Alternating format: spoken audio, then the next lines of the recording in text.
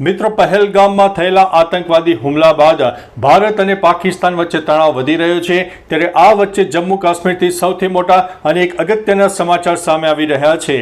જમ્મુ કાશ્મીરમાં 175 શંકાસ્પદ આતંકવાદીઓની ધરપકડ કરવામાં આવી છે. હથિયારોનો ખડકલો પણ જપ્ત કરાયો છે. જમ્મુ કાશ્મીરમાં 4 સહિત 2 દિવસમાં 7 આતંકીઓના ઘરને પણ ઉડાડી દેવામાં આવ્યા છે.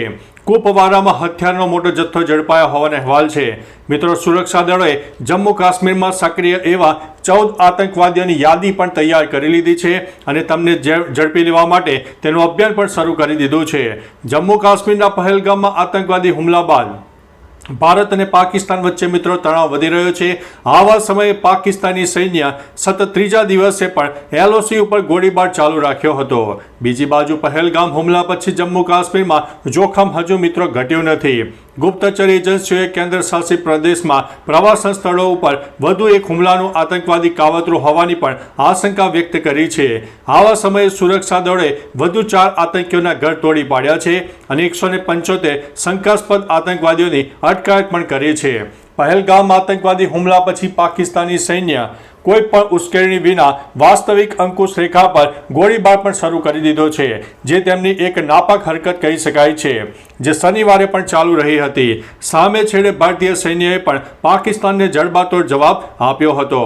પાકિસ્તાની આર્મીએ સમગ્ર કાશ્મીરમાં અંકુશ રેખા પર વિવિધ જગ્યા પરથી નાના હથિયારોથી ગોળીબાર કર્યો હતો. આ હુમલામાં કોઈ જાનહાનિ થઈ નથી કે કોઈ ઈજા પહોંચી નથી, તેમ સૂત્રોએ જણાવ્યું છે. પહેલગામ હુમલા પછી જમ્મુ કાશ્મીરમાં સુરક્ષા દળો મિત્રો એલર્ટ પણ થઈ ગયા છે. છતાં જમ્મુ કાશ્મીરના પ્રવાસન સ્થળો પર આતંકવાદીઓ દ્વારા વધુ હુમલા કરવાનું કાવતરું પણ ઘડવામાં આવી રહ્યું છે, જે ગુપ્તચર એજન્સીઓના અહેવાલો અનુસાર છે.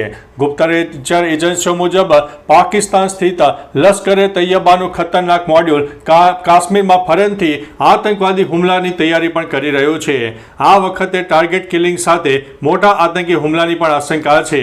આ આતંકીઓના નિશાના પર દક્ષિણ કાશ્મીરના પ્રવાસન સ્થળો, જેના પગલે સમગ્ર કેન્દ્ર શાસિત પ્રદેશમાં સુરક્ષા વધારી દેવામાં આવી છે. સુરક્ષા દળોએ જમ્મુ કાશ્મીરમાંથી આતંકીઓનો સફાયો કરવા માટે વ્યાપક સ્તરે સર્ચ ઓપરેશન અને ધરપકડ અભિયાન શરૂ કર્યું છે. સુરક્ષા દળો હાલ દિવસ રાત અભિયાન પણ ચલાવી રહ્યા છે. આતંકવાદીઓને મદદ કરનારા લોકોની પણ ધરપકડ કરવામાં આવી છે. સુરક્ષા દળોએ એકલા અનંતનાગમાં જ 175 શંકમંદ આતંકવાદીઓની ધરપકડ કરી છે. તેમની પૂછપરછ પણ કરવામાં આવી રહી છે.